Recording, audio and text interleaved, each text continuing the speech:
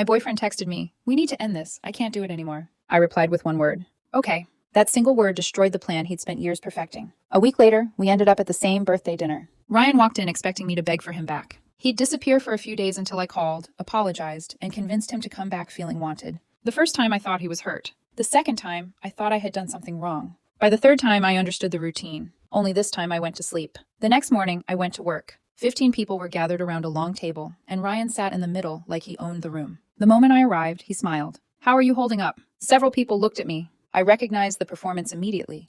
He wanted everyone to think he was concerned about me. I took my seat. "I'm doing great." His smile faltered. Throughout dinner, he kept trying. "You've always been emotional after arguments. I hope you're taking care of yourself. I know this has been hard on you." Someone asked if we were speaking again. Ryan gave a small, sad smile. "Not yet." Then he looked at me. "I'm giving her space. She needs it." Every comment was loud enough for the table to hear. By then, I understood what was happening. Ryan still thought I was playing the role of the heartbroken ex who couldn't move on. Finally, I set down my glass. "You know what's interesting?" The table went quiet. Ryan laughed nervously. "What?" I unlocked my phone, then turned it toward the center of the table. I opened a folder filled with screenshots of breakup texts Ryan had sent over the years. The dates were different, but the pattern never changed. One was sent after I got promoted. Another came after I spent an evening with my family. One arrived because I disagreed with him during dinner. Nobody spoke. A friend sitting beside Ryan leaned closer. "Wait, these are all from you?" Ryan's expression changed instantly. I scrolled. Screen after screen showed the same cycle of threats, breakups, and apologies. More dramatic exits followed by messages pretending nothing had happened.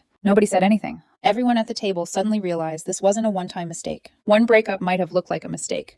10 of them looked like a pattern. Ryan reached toward the phone. "Claire." I picked it up before he could. One of Ryan's friends looked at him. "You told us she was the one who couldn't move on. So every time you broke up with her, you expected her to come back?" Every question was aimed at Ryan now. Ryan opened his mouth. Nothing came out. Then several phones around the table lit up at the same time. Ryan looked down at his screen. His sister had posted one of the screenshots in the family group chat. Before I could even respond, several people around the table were already looking at their screens. He stared at the screen. "Claire, seriously?" I didn't answer. The question started immediately and became harder for Ryan to answer with every minute that passed. People started comparing stories and realizing Ryan hadn't told everyone the same version. One friend said he had heard I was begging Ryan to come back. Another said Ryan told him I was refusing to accept the breakup. Someone else just looked at Ryan and said, "So which version is true?" The conversation had completely turned against him. I stood and picked up my purse. Ryan pushed back his chair. "Claire, wait." I didn't. As I reached the door, his phone started ringing. His sister called first. He declined it immediately. Seconds later, his mother called. Then another mutual friend.